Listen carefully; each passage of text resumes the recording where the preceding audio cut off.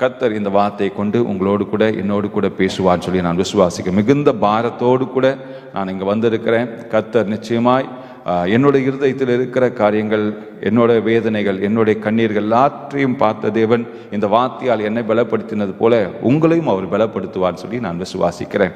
கர்த்தர் நிச்சயமாய் உங்களை விடுதலையாக்குவார். ஆமென். குமாரன் உங்களை விடுதலையாக்கினால் மெய்யாகவே விடுதலை ஆவீர்கள். ஆமென். இன்றைக்கு தேவனாகிய கர்த்தர் நம்மை விடுதலை ஆக்குவார். விசுவாசித்து உங்கள் செவிகளை சாய்த்து தேவனுடைய வார்த்தை கேட்போம். இது தற்செயலாக நீங்கள் கேட்கவில்லை, கர்த்தருடைய பரிசுத்த திட்டத்தோடு இந்த வார்த்தையில் நீங்கள் கேட்கிறீர்கள் என்று சொல்லி நான் விசுவாசிக்கிறேன். ஆமென். உபாகமம் 32 அதிகாரம் 11-12 வசனங்கள். உபாகமம் 32 அதிகாரம் 11-12 வசனங்கள் வாசிக்க கேட்போம். கழுகு தன் கூட்டை கலைத்து தன் குஞ்சுகளின் மேல் அசைவாடி தன் செட்டைகளை விரித்து அவைகளை எடுத்து அவைகளை தன் செட்டைகளின் மேல் சுமந்து கொண்டு போகிறது போல கர்த்தர் ஒருவரே அவனை வழி நடத்தினார். அந்நிய தேவன் அவரோடு இருந்ததில்லை. இந்த இடத்துல நாம் கழுகு தன் கூட்டை கலைத்து தன் குஞ்சுகளின் மேல் அசைவாடி தன் செட்டைகளை விரித்து அவைகளை எடுத்து அவைகளை தன் செட்டைகளின் மேல் சுமந்து கொண்டு போகிறது போல 12ஆம் வசனம். கர்த்தர் ஒருவரே அவனை வழி நடத்தினார். கர்த்தர் ஒருவரே அவனை வழி நடத்தினார். ஆமென். கர்த்தர் ஒருவரே அவனை வழி நடத்தினார். எல்லாரும் இணைந்து சொல்லுவோமா அந்த வசனத்தை? கர்த்தர் ஒருவரே அவனை வழி நடத்தினார். இப்படி சொல்லுவோம், கர்த்தர் ஒருவரே என்னை வழி நடத்தினார். எல்லாரும் சொல்லுமா? கர்த்தர் ஒருவரே என்னை வழி நடத்தினார், வழி நடத்துவார். அல்லேலூயா. ஆமென். உலகத்தில் அநேக பாதைகள் உண்டு, அநேக வழிகள் உண்டு. ஆனால் கர்த்தர் நம்மை வழி நடத்துற மாதிரி எந்த மனுஷனும் வழி நடத்த முடியாது. விசுவாசிக்கிறவங்க மாத்திரம் ஒரு ஆமென் சொல்லுங்க. ஆமென். கர்த்தர் நம்மை வழி நடத்துகிற மாதிரி ஒருவராலும் நம்மை வழி நடத்த முடியாது. கர்த்தருடைய கரத்தில் நாம் விழும்போது கர்த்தர் நம்மை செம்மையான பாதையில வழி நடத்துவார். இது கேட்டுக்கொண்டிருக்கிற அருமையான சகோதரியே, உன்னுடைய வாழ்க்கையில இன்றைய தினம் உன்னுடைய வாழ்க்கையில முக்கியமான ஒரு நாளாய் நினைத்து கொண்டு இந்த நாளில நான் கர்த்தருடைய கரத்துல என்னோட வேண்டுதலை நான் வைப்பேன். நான் கர்த்தரிடத்துல என்னோட குறைகளை வைப்பேன். நான் கர்த்தரிடத்துல என்னோட பாரங்கள், கண்ணீர்கள், வேண்டுதல்கள் எல்லாவற்றையும் அவருடைய பாதத்துல நான் வைப்பேன் என்று சொல்லி நீங்கள் விசுவாசிப்பீர்களானால் இந்த நாளில நான் சொல்லுகிற காரியம் நிச்சயமாய் நிறைவேறும் சொல்லி நான் விசுவாசிக்கிறேன். கர்த்தர் நிச்சயமாய் உங்களை வழி நடத்துவார். அல்லேலூயா. கர்த்தர் நிச்சயமாய் உங்களை வழி நடத்துவார். கர்த்தர் அப்படியே உங்கள் வாழ்க்கையை ஆசீர்வாதமாய் மாற்றுவார். நீங்கள் எத்தனை பிரச்சனையில இருந்தாலும் சரி, கர்த்தருடைய கரத்திலே நாம் விழும்போது கர்த்தர் நம்மை வழி நடத்துகிறார். இந்த இடத்துல நாம் வாசிக்கிறோம், கர்த்தர் ஒருவரே அவனை வழி நடத்தினார். இன்றைக்கு கர்த்தரால் மாத்திரமே நம்மளை வழி நடத்த முடியும். ஆமென். அதே போல இந்த தேவனை போல ஒருவரும் கிடையாது. ஆமென். நம்முடைய தேவனை போல இந்த உலகத்துல அநேக மனுஷர்கள் வரலாம், ஆனால் கர்த்தரை போல நம்மளை வழி நடத்த யாருமே கிடையாது. ஆமென். விசுவாசிகள் மாத்திரம் மறுபடியும் ஆமென் சொல்லுங்க. ஆமென். இந்த சம்பவம் அதாவது நம்ம உபாகம புஸ்தகத்துல பார்க்கிற இந்த வசனங்கள் பார்த்தீங்கன்னா இஸ்ரவேல் ஜனங்களை குறித்து பேசப்பட்ட வார்த்தைகள். ஆமென். இந்த வசனத்துக்கும் கழுகுக்கும் என்ன சம்பந்தம் அப்படி சொல்லி நீங்கள் இதை வாசிக்கும் போதே கொஞ்சம் என்ன ஒரு மாதிரி பயமா இருக்கும். உண்மையா நீங்க ஆராய்ந்து வாசிக்கும் போது கொஞ்சம் பயமா இருக்கு. ஏன்னா கழுகு தன் கூட்டை கலைத்து, கூடு எவ்வளவு முக்கியமானதுன்னு சொல்லி நம்ம எல்லாருக்கும் தெரியும். அந்த கூட்டு கலைக்கப்படும் போது யோசிச்சு பாருங்க, எப்படி ஒரு மனசுக்குள்ள ஒரு வேதனை. இத்தனை நாளா கட்டி காப்பாத்தின ஒரு கூடு, முட்டைகள் இட்டு குஞ்சுகள் பொரித்து குஞ்சுகள் வளர்ந்து குஞ்சுகளுக்கு சாப்பாடை ஊட்டின குஞ்சுகள் அந்த இடத்துல படுத்து தூங்கி கழுகுகளோட நேரத்தை செலவு செய்து, அதே நேரத்தில் கழுகும் அந்த இடத்துல அடை காக்கும்படியாக பல நாட்கள் இரவும் பகலுமாக அடை காத்து குஞ்சுகள் பொரித்து இந்த இடத்துல இருக்கிற ஒரு சூழ்நிலையில இப்போ அந்த கழுகு அந்த கூட்டை கலைக்குமா? அல்லேலூயா. யோசிக்கும் போதே கொஞ்சம் ஒரு மாதிரி மனசுல கூட்டை கலைக்கணுமா அப்படி சொல்லி யோசிக்கும் போது கொஞ்சம் வேதனையா இருக்கும். அதுக்கப்புறமாக தன் குஞ்சுகள் மேல் அசைவாடி தன் செட்டைகளை விரித்து அவைகளை எடுத்து அவைகளை தன் சட்டையின் மேல் சுமந்து கொண்டு போகிறது போல அப்படி சொல்லி நாம் வாசிக்கிறோம். ஆமென். இந்த இடத்துல நீங்க பாத்தீங்கன்னா இந்த கழுகை யாருக்கு சமானமாக ஆண்டவர் இந்த இடத்துல காண்பிக்கிறார்னா, கர்த்தருக்கு சமானமாக இந்த கழுகை ஆண்டவர் இந்த இடத்துல காண்பிக்கிறார். ஸோ இந்த பகுதியிலிருந்து 3 காரியங்கள் இது எங்கென்ன நடக்குதுன்னு சொல்லி நம்ம பார்க்கும்போது, இந்த இடத்துல தான் இந்த கூட்டை கட்டினது எதுக்குன்னா, அதுல முட்டையிட்டு அது பொரிக்கும்படியாக அந்த கூடு கட்டப்பட்டது. இரண்டாவதாக அந்த இடத்துல போஷிக்கும்படியாக அந்த முட்டையிலிருந்து வந்த கழுகின் குஞ்சுகளுக்கு போஷிக்கும்படியாக இந்த கூட்டை கட்டப்பட்டது. மூன்றாவதாக இந்த இடத்துல என்ன நடக்குதுன்னா, இந்த குஞ்சுகளை பாதுகாக்கும்படியாக இந்த கூடு கட்டப்பட்டது. இதே சம்பவத்தை நீங்கள் அப்படியே இஸ்ரவேல் ஜனங்களோட வாழ்க்கையில நீங்கள் பார்க்க முடியும். ஆதியாகமம் 45ஆம் அதிகாரம் 5ஆம் வசனம். ஆதியாகமம் 45:5. என்னை இவ்விடத்தில் வரும்படி விற்று போட்டதினால் நீங்கள் சஞ்சலப்பட வேண்டாம், அது உங்களுக்கு விசனமாயிருக்கவும் வேண்டாம். ஜீவ ரட்சணியம் செய்யும்படிக்கு தேவன் என்னை உங்களுக்கு முன்னே அனுப்பினார். அப்படியே 7ஆம் வசனம் வாசிங்க. பூமியிலே உங்கள் வம்சம் ஒழியாமல் இருக்க உங்களை ஆதரிக்கிறதற்காகவும் பெரிய ரட்சிப்பினால் உங்களை உயிரோടെ காப்பதற்காகவும் தேவன் என்னை உங்களுக்கு முன்னமே அனுப்பினார். இந்த இடத்துல எகிப்துக்குள்ளாக நடந்த சில காரியங்கள் தான் கூடாய் நாம் பார்க்கிறோம். எகிப்துக்குள்ளாக இஸ்ரவேல் ஜனங்கள் வருகிறாங்க, அந்த இடத்துல தங்கி இருக்கிறாங்க, அந்த இடத்துல அவர் வளர்றாங்க. ஆண்டவர் அவளை ஆசீர்வதிக்கிறார், பழுகி பெருக தேவன் உதவி செய்கிறார். அதே போல பார்த்தீங்கன்னா இந்த கூடு கட்டப்பட்டது எதற்குன்னா, முட்டை விட்டு முட்டை பொரிக்கும்படியாக. இஸ்ரவேல் ஜனங்களை கர்த்தர் தான் அந்த இடத்துல வழி நடத்தி இஸ்ரவேலிருந்து அவள் எகிப்துக்கு வருகிறாங்க. ஈஜிப்டுக்கு வந்து அந்த இடத்துல தங்கி இருக்கிறாங்க. இரண்டாவது நான் சொன்னது போல அந்த இடத்துல அவள் தானியங்கள் எப்படி கூட்டில் இருக்கிற கழுகின் குஞ்சுகளுக்கு உணவு கொடுக்கப்படுகிறதோ அதே போல கர்த்தராகிய தேவன் இஸ்ரவேல் ஜனங்களை எகிப்துக்குள்ளாய் கொண்டு சென்று உலகமே பஞ்ச பட்டினை இருக்கும்போது இந்த 70 பேர்களுக்கும் ஆண்டவர் நல்ல ஆகாரத்தை கொடுக்கிறார், நல்ல உணவை கொடுக்கிறார். அங்க வயிறு ரொம்ப ஆண்டவர் அந்த எகிப்து என்கிற கூட்டுக்குள்ளாக அவர்களை வைத்து ஆசீர்வதிக்கிறார். ஆமென்.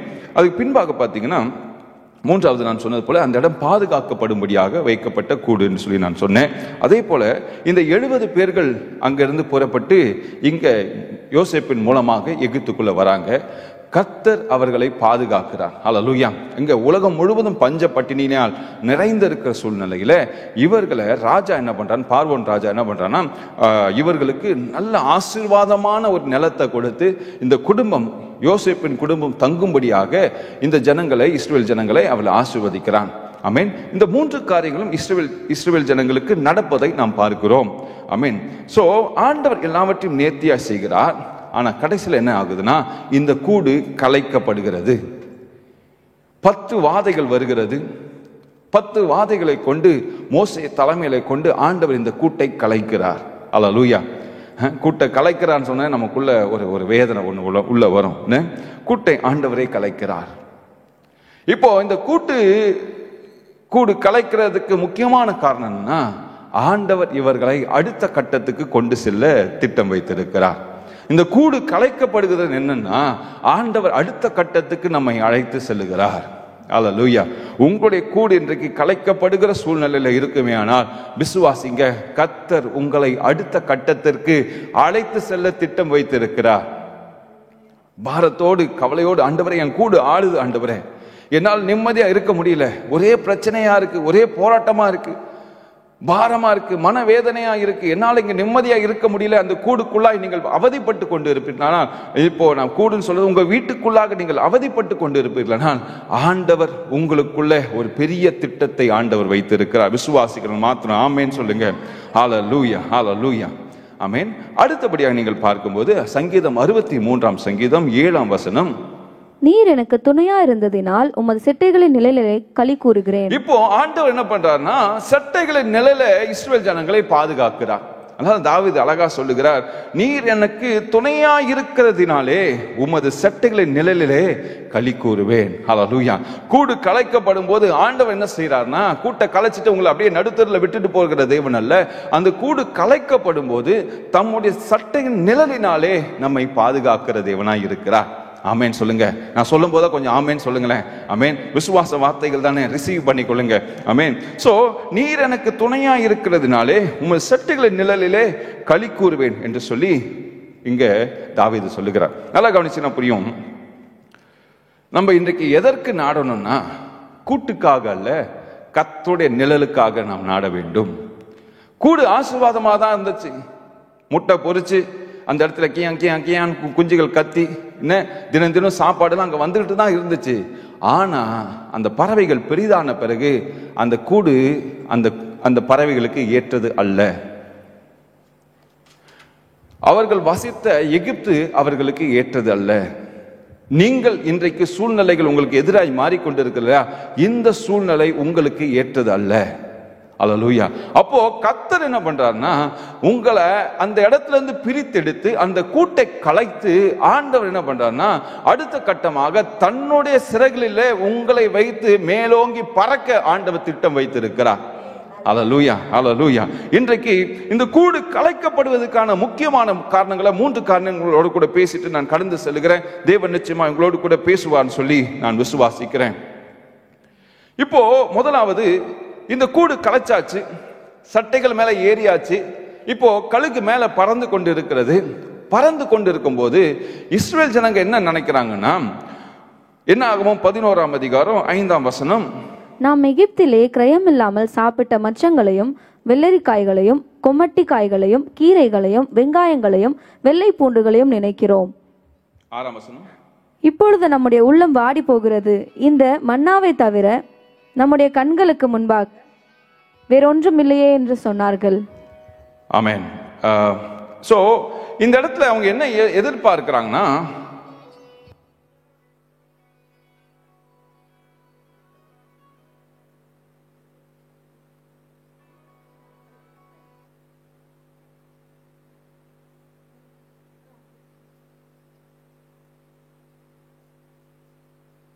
இந்த கூடு எதற்கு கலைக்கப்படுகிறதுனா, அடுத்த கட்டத்துக்கு ஆண்டவர் எடுத்து செல்கிறார். ஆனா இஸ்ரவேல் ஜனங்க என்ன யோசிக்கிறாங்கன்னா, அந்த கூட்டுக்குள்ளாக நமக்கு உணவு அளிக்கப்பட்டது. அந்த கூட்டுல முதல்ல என்னாச்சுன்னா, பார்வோன் இலவசமாய் சாப்பாடு கொடுத்தார். நீங்க கூட பாத்தீங்கன்னா, எகிப்தில இருந்த ஜனங்களுக்கு காசு கொடுத்து தான் சாப்பிடணும்.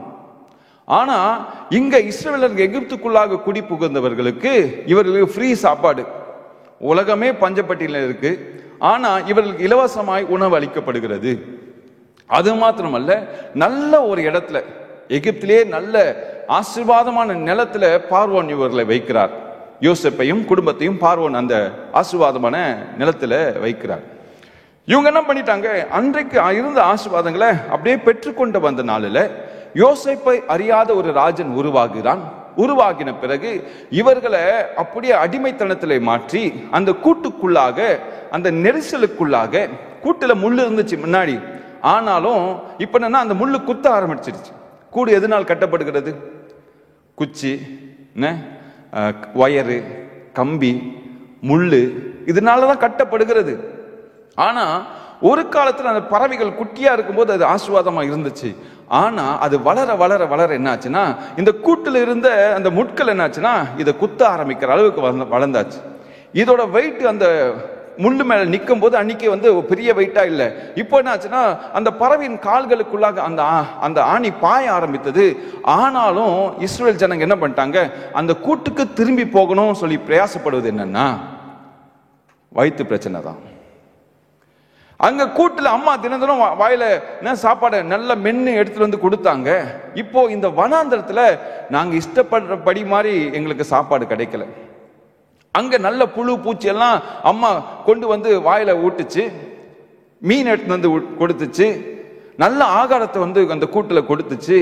ஆனா இப்போ இந்த வனாந்தரத்துல எங்களுக்கு அது கிடைக்கல. அங்க இலவசமா கிடைச்சது. எகிப்தின் ஆசீர்வாதங்களை நாங்க பார்த்தோம், எகிப்திற்கு உண்டான ஆசீர்வாதங்களை நாங்க பார்த்தோம். ஆனா இங்க இந்த பிரச்சனையில மாட்டி நாங்க தவிக்கிறோம். அல்லேலூயா. இப்போ இவங்க என்ன நினைக்கிறாங்கன்னா, இஸ்ரவேலர்கள் எகிப்துக்கு போனாலே நல்லா இருக்கும் சொல்லி விசுவாசிக்கிறாங்க. அதே போலதான் இன்றைக்கும் பலர் உங்களோட வாழ்க்கையில மறுபடியும் திருப்பி அந்த கூட்டுக்கு போனோம் சொல்லி உங்க உள்ளத்துல யோசிக்கிறீங்க. திருப்பி மறுபடியும் அந்த கூட்டுக்குள்ள போய் அந்த கூட்டுல தஞ்சம் புகணும்னு சொல்லி நீங்க மனசுல தீர்மானம் செய்றீங்க. அந்த கூடு உங்களுக்கு ஏற்றதல்லன்னு சொல்லி கர்த்தர் சொல்லுகிறார். அல்லேலூயா, அல்லேலூயா. அந்த கூடு உங்களுக்கு ஏற்றதல்லன்னு சொல்லி கர்த்தர் இன்றைக்கு திட்டவட்டமா உங்களோடு கூட பேசுகிறார். அந்த கூடு உங்களுக்கு ஆசீர்வாதம் கிடையாது. எகிப்து இஸ்ரவேலுக்கு ஆசீர்வாதமா இருக்குமா இருக்காதான் சொல்லி உங்களை கேட்டா நிச்சயமா சொல்லுவீங்க, இல்லைன்னு சொல்லுவீங்க. ஆமென். அதே போலதான் இந்த கூட்டுக்கு திரும்பி போகணும் சொல்லி இஸ்ரவேலர்கள் நினைக்கிறாங்க. எகிப்துக்கு நாங்கள் திரும்பி சென்றால் நலமா இருக்குமே சொல்லி யோசிக்கிறாங்க. எதற்குனா வயிற்று பொழப்புக்காக மாத்திரமே. இன்றைக்கு கர்த்தர் சொல்லுகிறார், மறுபடியும் அந்த கூட்டுக்கு போகணும் சொல்லி யோசிக்காத. இன்னைக்கு என் சட்டையின் நிழலில் வந்துட்டல, மறுபடியும் இந்த கூட்டுக்கு போகணும் சொல்லி பிரயாசப்படாத. ஏனென்றால் அது கர்த்தருக்கு அருவருப்பானது. நீ விட்டு வந்ததை மறுபடியும் அடையணும் சொல்லி யோசிக்காத, ஏனென்றால் கர்த்தருக்கு அது அருவருப்பானது. எந்த இடத்துல உன்னை ஆலோட்டிகளை வைத்து அடித்தார்களோ அதே இடத்துக்கு போகணும்னு சொல்லி யோசிக்காத, ஏனென்றால் கர்த்தருக்கு அது அருவருப்பானது. ஏன் உன்னை அந்த இடத்துல இருந்து ஆண்டவர் பிரித்து எடுத்து வந்தார்னா, நீ பெருமூச்சுகளோடு கர்த்தரை நோக்கி முறையிட்டபடினால்தான் ஆண்டவர் அந்த இடத்துல இருந்து உன்னை வேறு பிரித்தார். இன்றைக்கு மறுபடியும் நீ அதுக்கு போகணும் சொல்லி விசுவாசத்தினே ஆசைப்பட்டினா அது கர்த்தருக்கு அருவருப்பானது. ஹல்லேலூயா. இன்றைக்கு கர்த்தர் அந்த கூட்டை கலைத்தது எதற்கு தெரியுமா? நீ கூட்டை நம்பி வாழக்கூடாது, கர்த்தரின் கரத்தை நம்பி வாழணும்னு சொல்லிதான். ஹல்லேலூயா.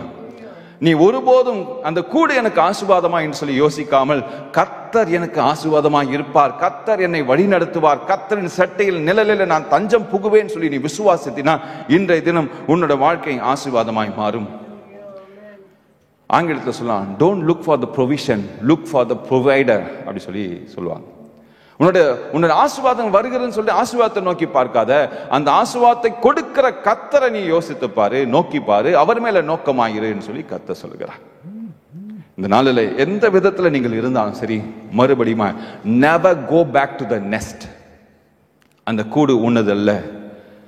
ஒரு காலத்துல ஆசீர்வாதமாய் இருந்துச்சு, ஆனா இன்றைக்கு அது உனக்கு நரகமாய் மாறிவிடும். மறுபடியும் கூட்டுக்கு போகாத. No turning back says the Lord. மறுபடியுமாய் லோத்தின் மனைவி திரும்பி பார்த்தால் அவளுக்கு என்ன நடந்து சொல்லி உங்களுக்கு தெரியும். மறுபடியும் அந்த பட்டணத்துக்குள்ளா பிரவேசிக்க வேண்டும் சொல்லி பிரயாசப்பட்டதுனால தன்னுடைய வாழ்க்கையை, தன்னுடைய ஜீவனை அழித்து போட்டார், தன்னுடைய சரீரத்தையும் இழந்து போனாள். இன்றைக்கு டோன்ட் லுக் பேக். கர்த்தர் சொல்லுகிறார், மறுபடியுமாய் கூட்டுக்கு திரும்பாத சொல்லி கர்த்தர் திட்டவட்டமாய் உங்களோடு கூட பேசுகிறார். ஹல்லேலூயா. இரண்டாவதாக உபாகமம் 32 அதிகாரம் 11 வசனம். கழுகு தன் கூட்டை கலைத்து தன் குஞ்சுகளின் மேல் அசைவாடி தன் செட்டைகளை விரித்து அவைகளை எடுத்து அவைகளை தன் செட்டைகளின் மேல் சுமந்து கொண்டு போகிறது போல. ஆமென். இந்த பாத்தீங்கன்னா இரண்டாவது காரியம் நான் சொல்றேன், தன் சட்டைகளை விரித்து. ஹல்லேலூயா. இங்க கர்த்தர் ஏன் தன்னுடைய சிறகுகளை விரித்து நம்மை பாதுகாக்கிறார் என்றால் 57 சங்கீதம் 1 வசனம். எனக்கு இறங்கும் தேவனே, எனக்கு இறங்கும், உம்மை என் ஆத்துமா அண்டிக் கொள்ளுகிறது, விக்கினங்கள் கடந்து போகும் மட்டும் உமது செட்டைகளின் நிழலிலே வந்து அடைவேன். ஹல்லேலூயா. இங்க இந்த கழுகு எதற்கு சட்டைகளை விரிக்குது என்றால், நல்லா கவனிங்க, இந்த சட்டைகளின் நிழல் ஆசீர்வாதம், சட்டைகளின் நிழல் பாதுகாப்பு. சட்டைகளின் நிழலில நாம் சந்தோஷமாய் இருக்க முடியும். அதனால்தான் நீங்க பார்த்தீங்கன்னா இஸ்ரவேல் ஜனங்களை பாதுகாக்கும்படியாக தேவனாகிய கர்த்தர் வனாந்தரத்துல மேகஸ்தம்பத்தை அனுப்பினார். அந்த நிழலிலே அவர்கள் நடந்தார்கள், அந்த நிழலிலே அவர்கள் வாழ்ந்தார்கள். சூரியனின் உஷ்ணம் அவரை தாக்கவில்லை. ஏன் இது மாத்திரமல்ல, சூரியன் உஷ்ணத்துக்கு மாத்திரமல்ல, இந்த மேகஸ்தம்பம் தூரத்திலே இவர்களோடு கூட நடந்து வருகிறத வெளியே இருக்கிற பல கிலோமீட்டர்கள் தள்ளி இருக்கிற ராஜாக்கள், தேசங்கள் இந்த மேகஸ்தம்பத்தை பார்க்கிறது. மேகஸ்தம்பத்தை பார்த்தவன அவங்க புரிந்து கொள்றாங்க, இஸ்ரவேலர்கள் அங்கே வருகிறார்கள். அந்த இஸ்ரவேலர்கள் அங்க நடந்து வந்துட்டு இருக்காங்க. அவங்க நமக்கு நேரா வராங்க. ஐயோ, இவளோடு கூட இருக்கிற தேவன் வல்லமை உள்ள தேவனாச்சே, இவர்களை நாம் மேற்கொள்ள முடியாது என்று சொல்லிதான் எல்லா ராஜாக்களும் பயந்து போறாங்க. எரிகோ கோட்டையில் இருக்கிறவங்க பயப்படுறாங்க. பிலேயாம் தீர்க்கதரிசியை கூப்பிடுறாங்க. இந்த ஜனங்களுக்கு விரோதமா நம்ம எப்படியாவது காரியங்களை மாற்றணும் சொல்லி பலர் திட்டம் போடுறாங்க.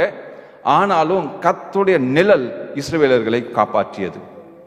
அப்போ இந்த சட்டைகளின் நிழல் என்ன நடக்கும்னா, இங்க பாருங்க,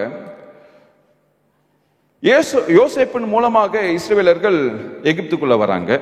நான் மறுபடியும் சொல்றேன், இந்த பழைய பார்வோன் என்ன பண்றான், இவர்களுக்கு நல்ல உணவும் நல்ல இனமும் கொடுக்கிறார். இங்க முன்பாக உணவு ஃப்ரீயாக கிடைச்சது. அதுக்கு பின்பாக இவர்கள் கடினமாக உழைத்து அந்த சாப்பாடை சாப்பிட வேண்டிய சூழ்நிலைக்குள்ளாக வந்துட்டாங்க.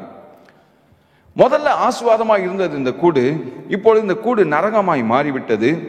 இப்போ இந்த கூட்டுக்குள்ளா இருக்கும்போது ஆசீர்வாதம் கிடையாது, அவள் சட்டைகளுக்கு கீழாய் நீங்கள் டிரான்ஸ்ஃபர் ஆகும் போதுதான் உங்களுக்கு ஆசீர்வாதம். அல்லேலூயா. சோ நீங்க என்ன பண்ணணும்னா, இந்த சட்டைகளுக்கு கீழாக ஐயோ எனக்கு பயமா இருக்கே, கூடு ரொம்ப பாதுகாப்பா இருந்துச்சு, 4 பக்கமும் நம்மளை மறைத்து கொண்டு இருந்தது, இப்போ இந்த கூட்டை தாண்டி நான் எப்படி இந்த உலகத்தை பார்க்கிறேன், உலகம் எனக்கு ஒரு வித்தியாசமா இருக்கு, இவ்வளவு நாள் நான் கூட்டுக்குள்ள இருந்தேன், மேல வானம் மட்டும்தான் தெரிஞ்சது, சுத்தி என்ன நடக்குதுன்னு தெரியல. ஆனா இப்ப எனக்கு பயமா இருக்கே, வனாந்திரமா இருக்கு, இந்த வனாந்திரத்துல நல்ல உணவு கிடைக்கலையே, மண்ணா மட்டும்தான் கிடைக்குது. தண்ணி கேட்ட பிறகு ஏதோ கொம்பு எடுத்துட்டு வராங்க, அடிக்கிறாங்க, கற்பாறையில தண்ணீர் வருது. ஆனாலும் எனக்கு எகிப்து தான் பிடிச்சிருக்குன்னு சொல்லி நீங்கள் கூட்டை நாடாதபடி கர்த்தருடைய சட்டைகளை நீங்கள் நாட வேண்டும். அந்த சட்டைகளுக்கு கீழே தான் பாதுகாப்பு உண்டு. அந்த சட்டைகள் தான் உங்களுக்கு ஆசீர்வாதம். கர்த்தருடைய சட்டைகள் தான் உங்களுக்கு ஆசீர்வாதம். இந்த 57ஆம் சங்கீதத்தோட முன்னுரையை நீங்கள் வாசிக்கும் போது பாத்தீங்கன்னா, தாவீது சவுலுக்கு தப்பியோடி கெபியில் ஒதுங்குகையில் தனக்கு நஷ்டம் நேரிடாதபடி அல்தஷ்கேத் என்னும் வாத்தியத்தில் வாசித்து தாவீது பாடி ராக தலைவனுக்கு ஒப்புவித்த மிக்தாம் என்னும் சங்கீதம். இந்த மித்தாம் என்ற சங்கீதம் எப்போ பாடப்பட்டுச்சுன்னா, சவுலிடமிருந்து தப்பி தாவீது குகையில் ஒளிந்து கொண்ட போது பாடினது. அல்லேலூயா. சோ சவுல் கிட்ட இருந்து தப்பி ஓடி தாவீது ஒரு குகையில ஒளிந்து கொண்டு பாடின ஒரு பாடல். நல்லா கவனிச்சு பார்த்தீங்கன்னா, அந்த சவுல் ஒரு பெரிய ராஜா, இஸ்ரவேலோட பெரிய ராஜா.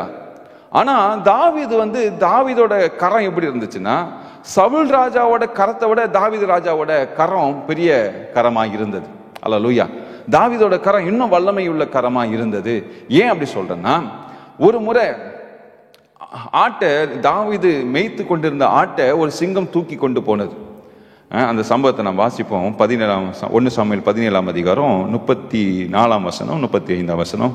தாவீது சவுலை பார்த்து, உம்முடைய அடியான் என் தகப்பனுடைய ஆடுகளை மேய்த்து கொண்டிருக்கிற போது ஒரு விசை ஒரு சிங்கமும் ஒரு விசை ஒரு கரடியும் வந்து மந்தையில் இருக்கிற ஒரு ஆட்டை பிடித்து கொண்டது. நான் அதை தொடர்ந்து போய் அதை அடித்து அதை அதன் வாய்க்கு தப்புவித்தேன். அது என் மேல் பாய்ந்த போது நான் அதன் தாடையை பிடித்து அதை அடித்து கொன்று போட்டேன். ஆமென். இந்த இடத்துல பாத்தீங்கன்னா, ரொம்ப மோசமான ஒரு மிருகம், ரொம்ப கொடிய மிருகம் சிங்கம். இந்த சிங்கத்தை என்ன பண்றனா தாவீது கொன்று போடுகிறான். எதற்கு கொண்டு போகிறான்னா, தாவீதை எதிர்த்து வந்தபடினால அல்ல, தன்னுடைய மந்தையில் இருக்கிற ஒரு ஆட்டை தூக்கி போனதுபடினாலே தாவீது அது வாசலை ரொம்ப வித்தியாசமா இருக்கும். ஒரு சிங்கம் ஒரு விசை ஒரு கரடியும் வந்து மந்தையில் இருக்கிற ஒரு ஆட்டை பிடித்து கொண்டது. நான் அதை தொடர்ந்து போய் அதை அடித்து அதன் வாய்க்கு தப்புவித்தேன். எப்போ ஆட்டுக்குட்டிய சிங்கத்தோட வாயிலிருந்து தப்பிச்சாச்சு, காப்பாத்தியாச்சு. காப்பாத்தின பிறகு அது என் மேல் பாய்ந்தது. அப்படி சிங்கம் தாவீது மேல இப்போ பாயுது, ஏன்னா அதோட உணவை பிடிங்காச்சு இல்லையா. சோ நான் அதன் தாடையை பிடித்து அதை அடித்து கொண்டேன். இது சாதாரண விஷயமா? ஒரு மனுஷனால செய்யக்கூடிய ஒரு காரியமா? ஆனால் தாவீது செய்தார். அப்போ தாவீதோட கரம் பெரிய கரம் தான், வல்லமையான கரம் தான். ஒரு சிங்கத்தை கொல்லக்கூடிய வல்லமை உள்ள கரம் தாவீதோட கரம். அதுக்கு பின்பாக நீங்க வாசித்து பார்த்தீங்கன்னா, பெரிய யுத்த வீரன், பிறந்த நாள் முதல் அவன் யுத்த வீரன். அவன் இஸ்ரவேல் ஜனங்களுக்கு விரோதமாய் பேசும்போது அவனுக்குள்ளாக கோபம் வந்தது. ஏன் கோபம் வந்துச்சுன்னா, 1 சாமுவேல் 17ஆம் அதிகாரம் 26ஆம் வசனம். அப்பொழுது தாவீது தன் அண்டையிலே நிற்கிறவர்களை பார்த்து, இந்த பெலிஸ்தனை கொன்று இஸ்ரவேலுக்கு நேரிட்ட நிந்தையை நீக்குகிறவனுக்கு என்ன செய்யப்படும்? ஜீவனுள்ள தேவனுடைய சேனைகளை நிந்திக்கிறதற்கு விருத்த சேதனம் இல்லாத இந்த பெலிஸ்தன் எம்மாத்திரம் என்றான். இங்க பாருங்க, தாவீது சொல்ற வார்த்தையை பாருங்க. ஜீவனுள்ள தேவனுடைய சேனைகளை நிந்திக்கிற விருத்த சேதனம் இல்லாத இந்த பெலிஸ்தியன் எம்மாத்திரம் என்றான். எவ்வளவு கோபம் வருது பாருங்க தாவீதுக்கு. இந்த கோபம் எதற்குன்னா, கர்த்தரை நிந்திக்கும் போது தாவீதுக்கு உள்ளாக வருகிற கோபம். சோ இப்போ இந்த யுத்த வீரன், பிறந்த நாள் முதல் யுத்த வீரன், பல ட்ரைனிங் எடுத்து பயங்கர ஹைட்டும் வெயிட்டுமா ஒருத்தன் வரான். அவனை கூழாங்கல்லை கொண்டு தாவீது முறியடிக்கிறான், தோற்கடிக்கிறான். அதோடு கூட அவன் தலையை வெட்டி எடுக்கிறான். இவ்வளவு செய்த தாவீதுக்கு சவுல் எம்மாத்திரம். யோசிச்சு பாருங்க, சவுல் எம்மாத்திரம். ஆனாலும் தாவீது செய்தது என்னன்னு தெரியுமா? தன்னுடைய கரத்தை நம்பாம கர்த்தருடைய சட்டைகளுக்காக தஞ்சம் புகுந்தான். அல்லேலூயா. இன்றைக்கு நீங்க இருக்கிற பலர் இதை நான் அப்படி செஞ்சிருவேன், நான் இப்படி செஞ்சிருவேன், அதை செய்வேன், இதை செய்வேன், என்னால இப்படி முடியும் அப்படின்னு யோசிச்சீங்கன்னா நீங்க தோற்று போவீர்கள். ஆனால் கர்த்தருடைய கரத்துல நான் விழுவேன்னு சொல்லி நீங்க விசுவாசிங்கன்னா, கர்த்தர் எப்படிப்பட்ட சவுலின் ராஜாவாக இருந்தாலும் சரி, சவுலோட தந்திரங்களாக இருந்தாலும் சரி, சவுலோட எல்லா திட்டங்களாக இருந்தாலும் சரி, கர்த்தராகிய தேவன் அதை முறியடிக்க வல்லமை உள்ள தேவனாய் இருக்கிறார். அமேன், அமேன். இதனால விசுவாசத்தை சொல்லுங்க, நான் என்னுடைய வல்லமையை நான் விசுவாசிக்க மாட்டேன், என்னோட பலத்தை யோசிக்க மாட்டேன், என்னோட திட்டங்களை நான் வகுக்க மாட்டேன். நான் கர்த்தருடைய கரத்தில் இருக்கிற வல்லமையை நான் விசுவாசிப்பேன். எல்லாவற்றுக்கும் மேலாக கர்த்தரின் சட்டைகளுக்குள்ளாய் தஞ்சம் புகுவேன். ஆமென். மறுபடியும் கூட்டுக்கு போக மாட்டேன், இன்னைக்கு கர்த்தருடைய சட்டைகளுக்கு மேலா இருக்கேன், இந்த சட்டைகளே எனக்கு நிரந்தரம் சொல்லி அவருடைய சட்டைகளுக்கு கீழாய் நான் தஞ்சம் புகுவேன். இப்படி விசுவாசத்தீங்கன்னா உங்க வாழ்க்கை ஆசீர்வாதமாய் மாறும். அல்லேலூயா. ஒருபோதும் உங்களுடைய வல்லமையை நீங்கள் பெரிதாய் நினைக்காமல், உங்களுடைய கரத்தில் இருக்கிற நான் இப்படிலாம் பண்ணிடுவேன், அப்படிலாம் பண்ணிடுவேன், என்னால் இப்படி செய்ய முடியும், அப்படிலாம் செய்ய முடியும் சொல்லி யோசிக்காம, அதுக்கு மாறாக நான் கர்த்தருடைய கரத்தில் ஒப்பு கொடுக்கிறேன், நான் கர்த்தருடைய கரத்தில் நான் விழுறேன், என் கர்த்தர் என்னை காப்பாற்றுவார்னு சொல்லி விசுவாசித்தீங்கன்னா இந்த நாள் உங்க வாழ்க்கையில பெரிய மாற்றத்தை கொடுக்கிற ஒரு நாளாய் மாறிவிடும். அல்லேலூயா. மூன்றாவதாக அதே வசனம், உபாகம் 32 அதிகாரம் 11 வசனம். கழுகு தன் கூட்டை கலைத்து தன் குஞ்சுகளின் மேல் அசைவாடி தன் செட்டைகளை விரித்து அவைகளை எடுத்து அவைகளை தன் செட்டைகளின் மேல் சுமந்து கொண்டு போகிறது போல. ஆமென். இப்போ அவைகளை எடுத்து அவைகளின் தன் சட்டைகள் மேல் சுமந்து கொண்டு போகிறது போல. மூன்றாவதாக, இந்த கழுகு எப்போ அந்த கூட்டை அழிக்கும் என்றால், அந்த கூட்டை கலைத்து போடும் என்றால், இந்த கூட்டில் இருக்கிற தன்னுடைய பறவைகள், சிறு பறவைகள் அந்த பறக்கிற ஸ்டேஜுக்கு வந்த உடனே கழுகு தன் கூட்டை கலைக்குமாம். நீங்க அந்த முட்டை இடும்போது கூட்டை கலைக்காது, முட்டை பொரிக்கும் போது கூட்டை கலைக்காது, முட்டை பொரித்து குஞ்சுகள் வெளியே வந்து உணவுக்காக காத்திருக்கும் போது கூட்டை கலைக்காது. அப்போ அது உடம்புல பார்த்தீங்கன்னா முடி கூட, ரெக்கைகள் கூட இருக்காது. அப்படியே ஒரு மாதிரி என்ன, நம்ம கிச்சன் கோழி கடையில் நம்ம வாங்குவோம்ல, தோல் உரி அந்த ரெக்கையெல்லாம் நீக்கி சுடு தண்ணியில் முக்கின பிறகு எப்படி இருக்குமோ அதே மாதிரி தான் சின்ன சின்ன பறவைகளோட அழகு இருக்கும். பார்க்கும்போதே ரொம்ப அழகாக இருக்கவே இருக்காது, ரொம்ப அசிங்கமாக இருக்கும். ஆனால் நாளடைவில் பார்த்தீங்கன்னா ரொம்ப பியூட்டிஃபுல்லான அதோட இறகுகள்லாம் முளைக்க ஆரம்பித்த பிறகு, அதுக்கு அந்த ஸ்டேஜ் வந்த பிறகு, அப்போ அந்த கழுகுக்கு தெரியும் எப்போ இந்த சிறு பறவைகளால் பறக்க முடியும்னு சொல்லி இந்த தாய் கழுகுக்கு நன்றாக தெரியும். அந்த நேரத்தில் தான் என்ன பண்ணுமா, ஓகே, இந்த கூட்டுக்குள்ளாக நீங்கள் வாழ்ந்த நாட்கள் முடிந்து போனது, இப்போ நீங்க என்ன பண்ணணும்னா என்னோட சட்டைகள் மேலே நீங்க வரணும்.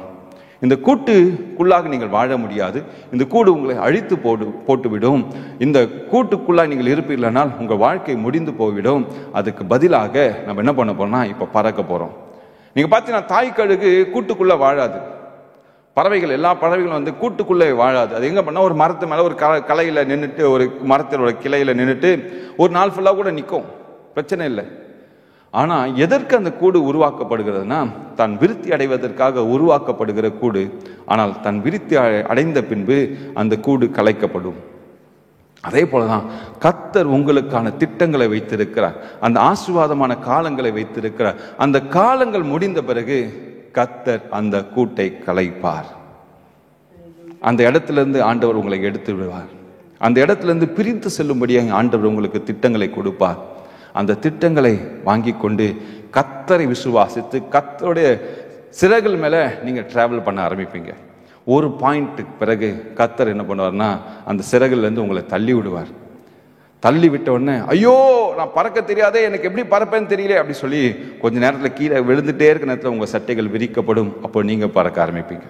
அல்லேலூயா. இதுதான் கர்த்தருடைய திட்டம்.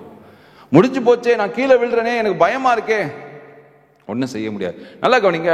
இப்போ இந்த தாய் கழுகு தான் எல்லாமே டிசைட் பண்ணும். என்ன டிசைட் பண்ணா, எவ்வளோ ஹைட்டில் பறக்கணும், எவ்வளோ உயரத்தில் பறந்து எவ்வளோ ஸ்பீடில் போகணும், எது மேலே பறக்கணும், மலைகள் மேலே பறக்கணுமா, இல்லை நதிகள் மேலே பறக்கணுமா, இல்லை கடல் மேலே பறக்கணுமா, எல்லாவற்றையும் இந்த தாய் கழுகு தான் டிசைட் பண்ணும். குட்டி பறவைகள் டிசைட் பண்ண முடியாது. இந்த தாய் கழுகு தான் டிசைட் பண்ணி அந்த குட்டி பறவைகளுக்கு ட்ரைனிங் கொடுக்கும், பறப்பதற்கு எப்படி சொல்லி ட்ரைனிங் கொடுக்கும். அந்த ட்ரைனிங் பீரியட் கொஞ்சம் கஷ்டம்தான்.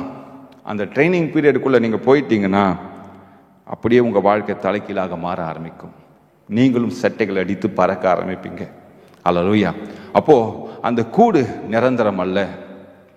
அந்த கூட்டுக்குள்ளாய் நீங்கள் தங்கியிருக்க முடியாது. மறுபடியும் அந்த கூட்டுக்கு போகணும்னு சொல்லி பிரயாசப்படாதீங்க. கர்த்தர் உங்களுக்கான ஆசீர்வாதமான இடத்துக்கு உங்களை அழைத்து செல்வார். உங்க வாழ்க்கையில பல பிரச்சனைகளை இன்றைக்கு நீங்கள் பார்த்து கொண்டிருக்கலாம். வேதனைகளோடு கூட நீங்கள் சென்று கொண்டிருக்கலாம், கண்ணீரோடு கூட இருக்கலாம். இல்ல பலரோட வார்த்தைகள், உங்களை மாய்மானமான வார்த்தைகள் உங்களை அப்படியே மயக்கி உங்களை வேறொரு பாதைக்கு அழைத்து செல்லும்படியாக பல திட்டங்கள், உங்கள் சூழ்ச்சிகள் உங்களை சுற்றி நடந்து கொண்டிருக்கலாம். ஆனால் கர்த்தருடைய கரத்தில் நீங்கள் வரும்போது, அவருடைய செட்டைகளின் கீழே நீங்கள் தங்கி இருக்கும் போது, கர்த்தர் உங்களை பாதுகாக்க வல்லமை உள்ள தேவனாயிருக்கிறார். கடைசியாக நீதிமொழிகள் 3ஆம் அதிகாரம் 5-6 வசனங்கள்.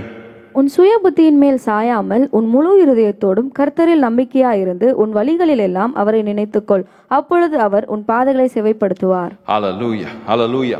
அப்போ உன் சுய புத்தியின் மேல் சாயாமல் உன் முழு இருதயத்தோடு கர்த்தரில் நம்பிக்கையாயிருந்து, அப்போ உங்களுடைய பிளான்ஸ், உங்களுடைய திட்டங்கள், உங்களுடைய எதிர்பார்ப்பு, எதிர்காலத்தின் நோக்கங்கள் எல்லாவற்றையும் நிறுத்திட்டு இன்றைக்கு கர்த்தருடைய திட்டத்துக்குள்ளாய் நீங்கள் வரும்போது, உன் வழிகள் எல்லாம் அவரை நினைத்துக்கொள், அப்பொழுது அவர் உன் பாதையை செவ்வையாக்குவார்.